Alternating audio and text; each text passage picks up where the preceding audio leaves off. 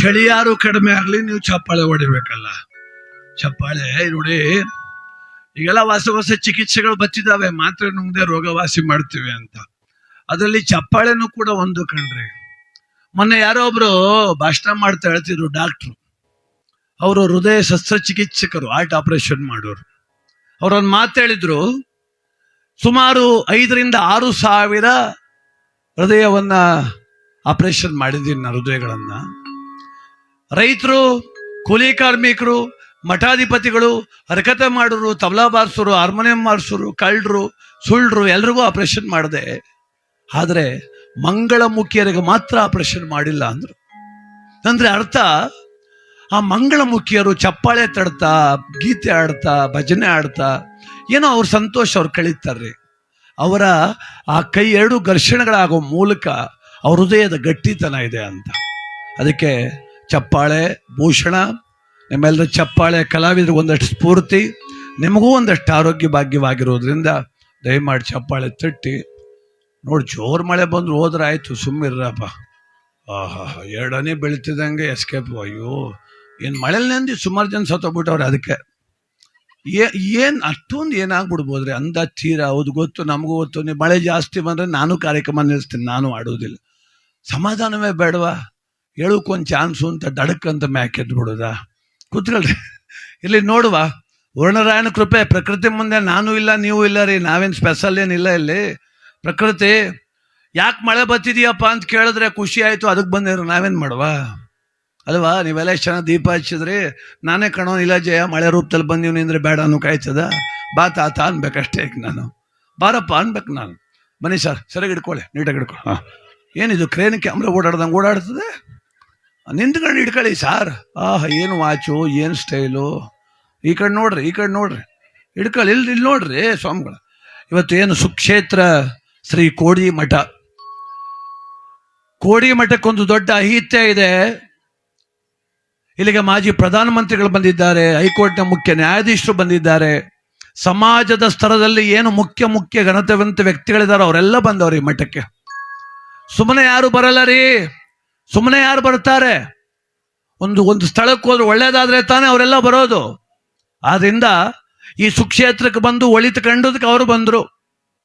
ನಾವು ಅರ್ಥ ಮಾಡ್ಕೋಬೇಕು, ದೇವಸ್ಥಾನ ಒಂದು ಅಭಿವೃದ್ಧಿ ಆಗ್ತಿದೆ ಅಂದ್ರೆ ದೊಡ್ಡದಾಗಿ ಕಟ್ಬಿಟ್ರು, ಪೂಜೆ ಮಾಡಿಬಿಟ್ರು, ಅದಕ್ಕೆ ಪ್ರಸಾದ ಕೊಟ್ಟರು ಓದೋ ಅಲ್ಲ. ಅಲ್ಲಿಗೆ ಹೋದ ಮೇಲೆ ನಮ್ಗೆ ಒಳ್ಳೇದಾಯ್ತಪ್ಪ.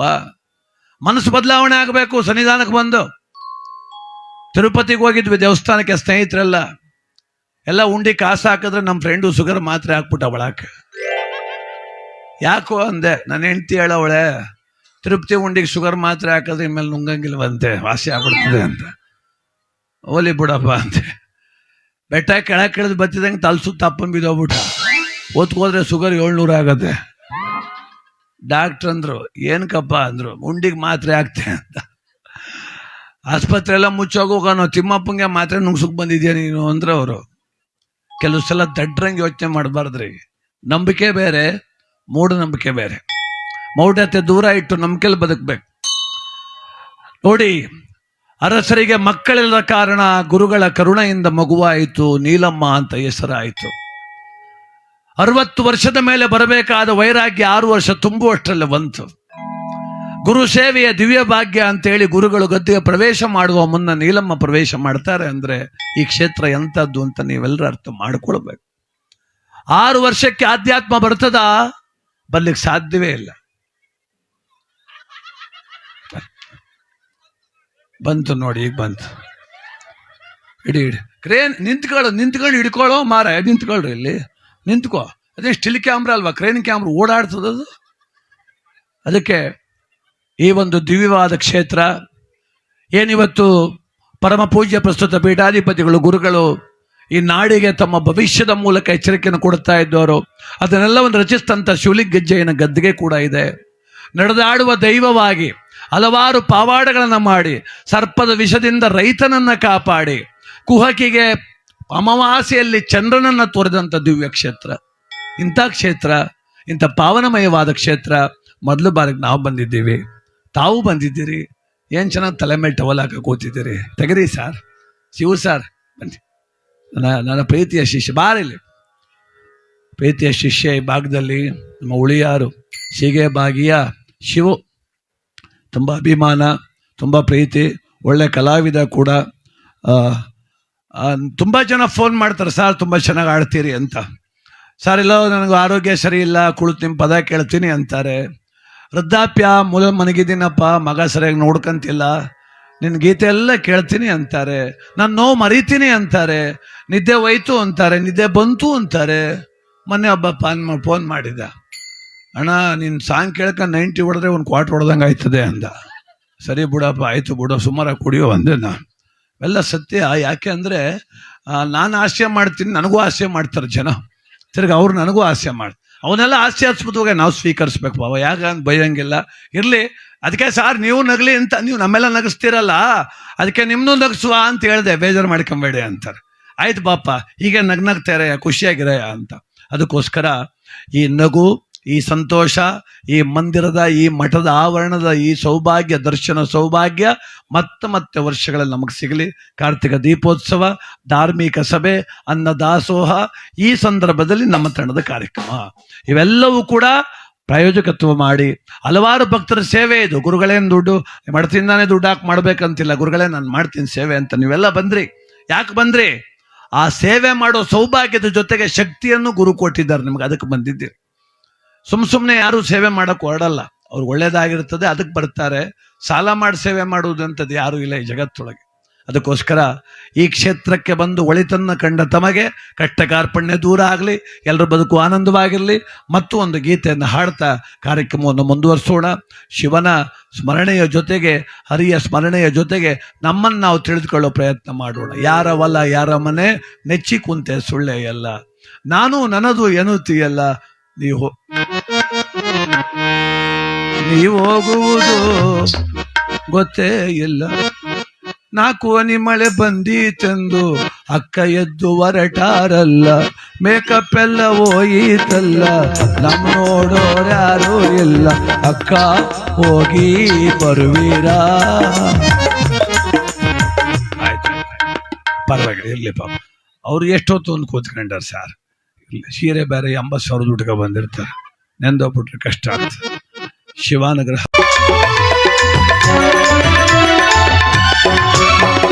ಚಲಿಸಿದರು ಮಲ್ಲಿಗೆಯ ಪಾನ ಸೂರೇರಿ ಮೇಲೆ, ಚೆಲ್ಲಿದರು ಮಲ್ಲಿಗೆಯ ಪಾನ ಸೂರೇರಿ ಮೇಲೆ, ಅಂದಾದ ಚಂದಾದ ಮೈಕಾರ ಮಾದೇವ್ಗೆ ಚೆಲ್ಲಿದರು ಮಲ್ಲಿಗೆಯ, ಅಂದಾದ ಚಂದಾದ ಮೈಕಾರ ಮಾದೇವ್ಗೆ ಚೆಲ್ಲಿದರು ಮಲ್ಲಿಗೆಯ. ಚೆಲ್ಲಿದರು ಚೆಲ್ಲಿದರು ಚೆಲ್ಲಿದರು ಮಲ್ಲಿಗೆಯ ಪಾನ ಸುರೇರಿ ಮ್ಯಾಲೆ.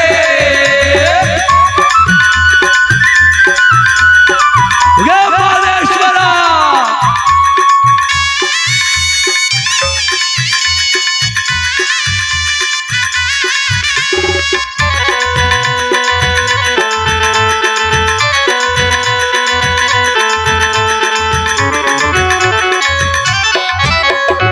ಅರಸೀಕೆರೆ ತಾಲೂಕು ಶ್ರೀಕೋಡಿ ಮಠದಲ್ಲೇ, ಅರಸೀಕೆರೆ ತಾಲೂಕು ಶ್ರೀಕೋಡಿ ಮಠದಲ್ಲಿ, ನೀಲಚ್ಚಯ್ಯನ ಗದ್ದುಗೆ ಮ್ಯಾಲೆ ಚೆಲ್ಲಿದರು ಮಲ್ಲಿಗೆಯ, ಶಿವಲಿಂಗಚ್ಚಯ್ಯನ ಗದ್ದುಗೆ ಮ್ಯಾಲೆ ಚೆಲ್ಲಿದರು ಮಲ್ಲಿಗೆಯ.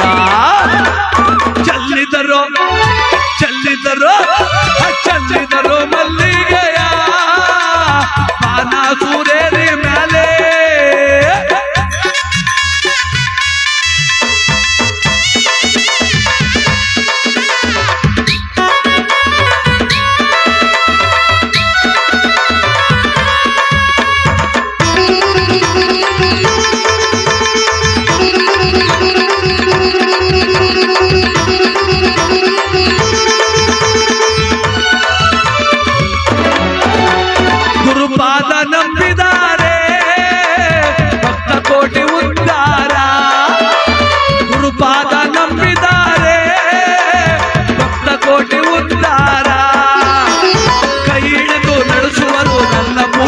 ಗುರುಗಳು ಚೆಲ್ಲಿದರು ಮಲ್ಲಿಗೆಯ.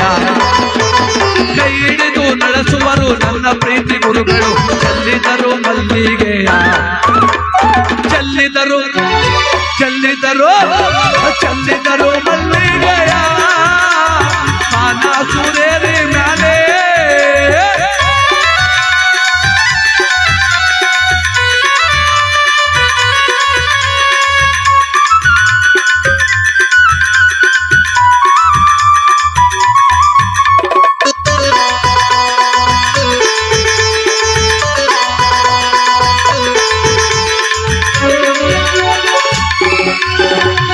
ಹೊತ್ತು ಮುಳುಗಿದರೇನೋ ಕತ್ತಾಲಾದರೆ ಏನೋ.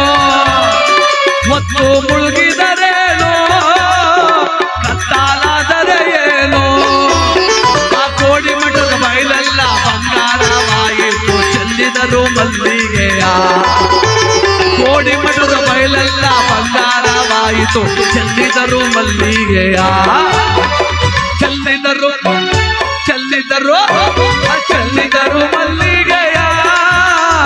ಬಾಣಾಸುರೇರಿ ಮ್ಯಾಲೆ ಅಂದಾದ ಚಂದಾದ ಮೈಕಾರ ಮಾದೇವಿ ಚೆಲ್ಲಿದರು ಮಲ್ಲಿಗೆಯ. ಅಂದಾದ ಚಂದಾದ ಮೈಕಾರ ಮಾದೇವಿ ಚೆಲ್ಲಿದರು ಮಲ್ಲಿಗೆಯ. ಓಹೋ ಚೆಲ್ಲಿದರು ಮಲ್ಲಿಗೆಯ. ಓಹೋ ಚೆಲ್ಲಿದರು ಮಲ್ಲಿಗೆಯ. ಓಹೋ ಚೆಲ್ಲಿದರು ಮಲ್ಲಿಗೆಯ. ಮಾದಪ್ಪ ಮಹದೇಶ್ವರ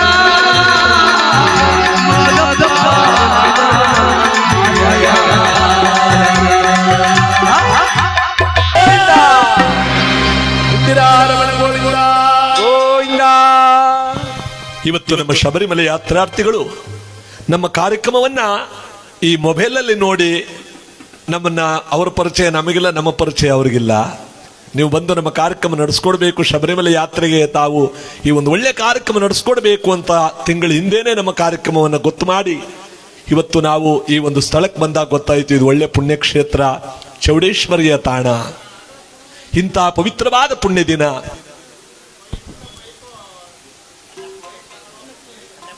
ನಾವೆಲ್ಲರೂ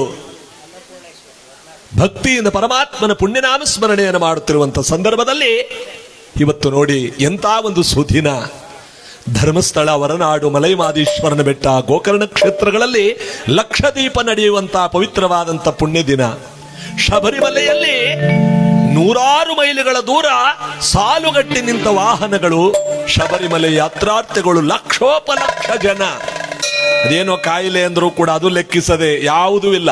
ಅಲ್ಲಿ ಹೋಗಿದ್ದಾರೆ, ಎಲ್ಲವೂ ಶುಭವಾಗಿ ವಾಪಸ್ ಬರ್ತಾ ಇರಿ, ಯಾರಿಗೆ ಯಾವ ತೊಂದರೆ ಇಲ್ಲ. ಆ ಭಗವಂತನೇ ಶಕ್ತಿ.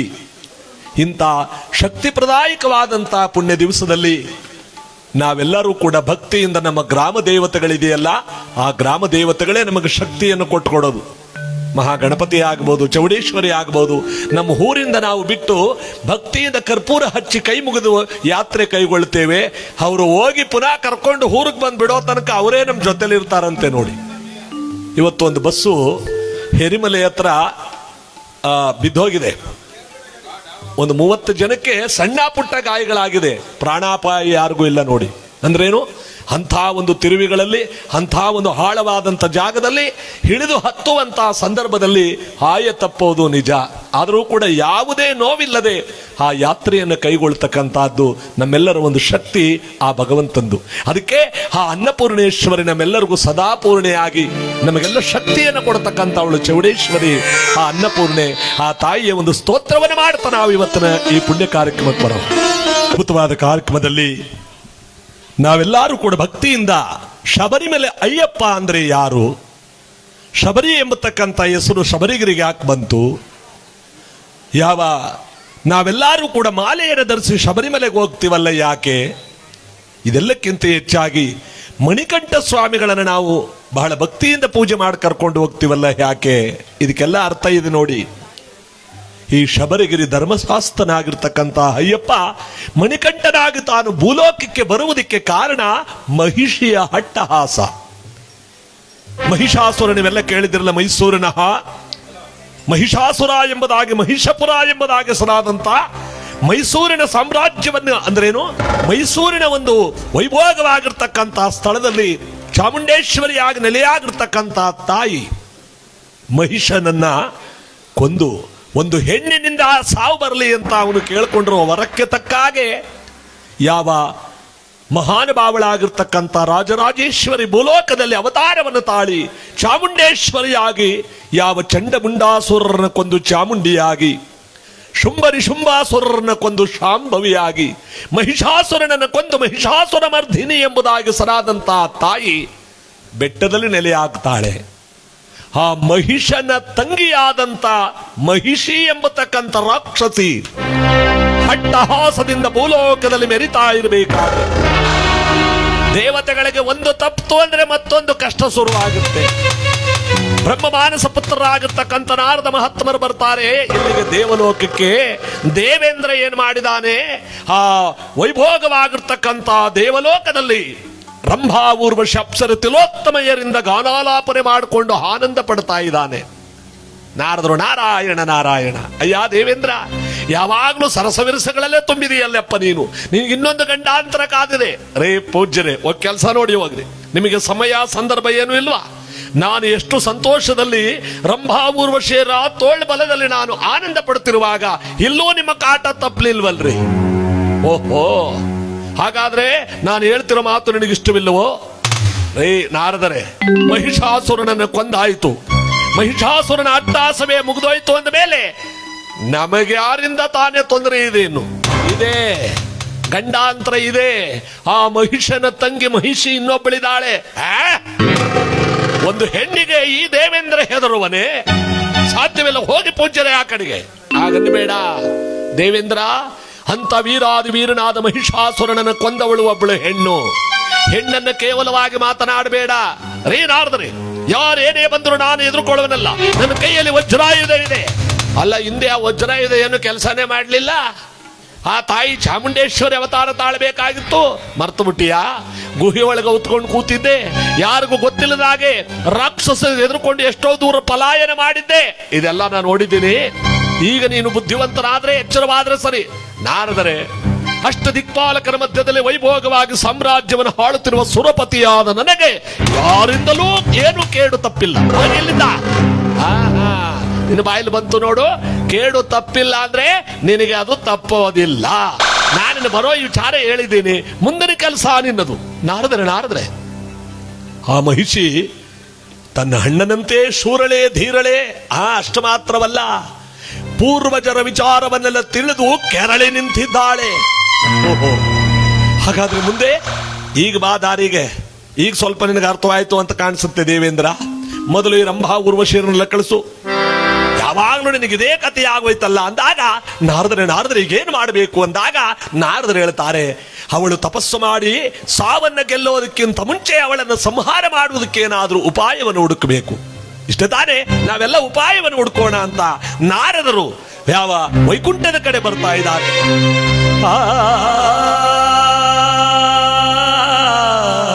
ನಾರಾಯಣ ನಾರಾಯಣ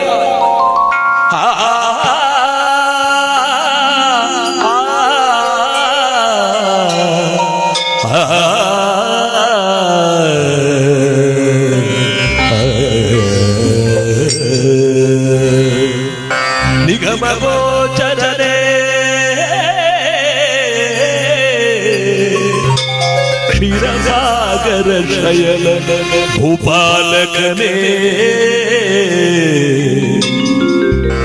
ಲಕ್ಷ್ಮೀ ರಮಣನೇ ನರಗೊಲಿದವನೇ ಶ್ರೀಮನ್ನಾರಾಯಣನೇ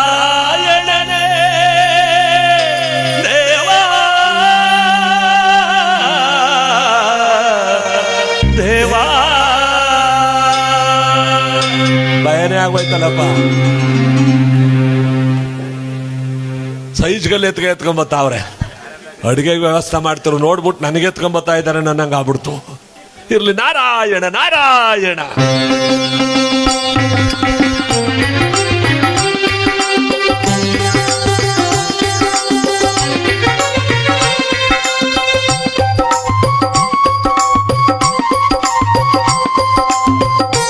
ನಾರಾಯಣ ಹರಿನಾರಾಯಣ ಪನ್ನಗ ಶಯನ ಲಕ್ಷ್ಮೀ ಪ್ರಿಯಕರ ನೀಡೋ ನಿನ್ನ ದರ್ಶನವನ್ನ ಹರಿನಾರಾಯಣ ಪನ್ನಗ ಶಯನ ನಾರಾಯಣ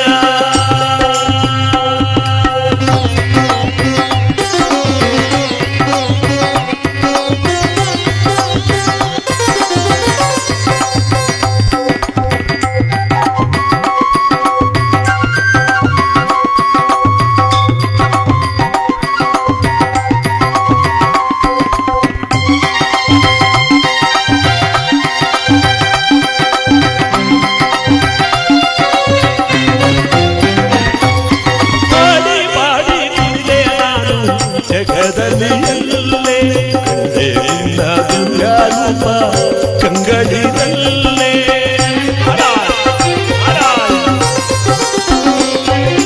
ಹಾಡಿ ಪಾಡಿ ನಿಂದೆ ನಾನು ಜಗದಲ್ಲಿಯಲ್ಲೇ ನಿನ್ನ ದಿವ್ಯಾರೂಪ ಕಂಗಡಿದಲ್ಲೇ ಮೋಹನ ರೂಪನೆ ಶಾಬಲ ಸುಂದರನೆ ಮೋಹನ ರೂಪನೆ ಶಾಬಲ ಸುಂದರನೆ ಬ್ರಹ್ಮಾಂಡವನು ಸೃಷ್ಟಿಯೊಳಗಿಟ್ಟವನೆ ಬ್ರಹ್ಮಾಂಡವನು ಮುಕ್ಷಿಯೊಳಗಿಟ್ಟವನೆ ಹರಿನಾರಾಯಣ ಪನ್ನಗ ಶಯನ ನಾರಾಯಣ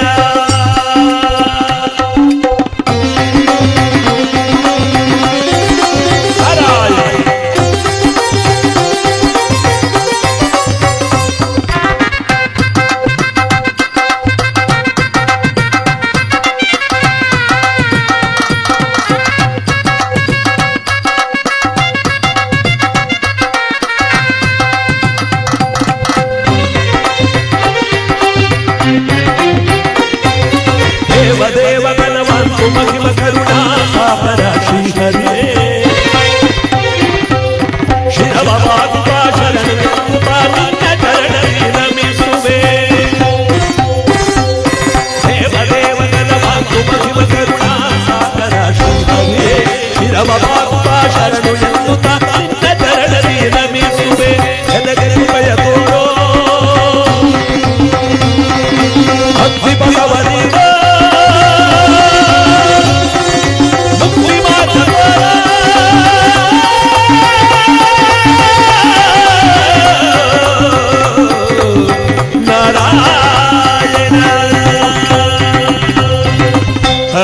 ಹರಿನಾರಾಯಣ ಪನ್ನಗ ಶಯನ ಲಕ್ಷ್ಮೀ ಪ್ರಿಯಕರ ನೀಡೋ ನಿನ್ನ ದರ್ಶನವನ್ನ ಹರಿನಾರಾಯಣ ಹರಿನಾರಾಯಣ ಪನ್ನಗ ಶಯನ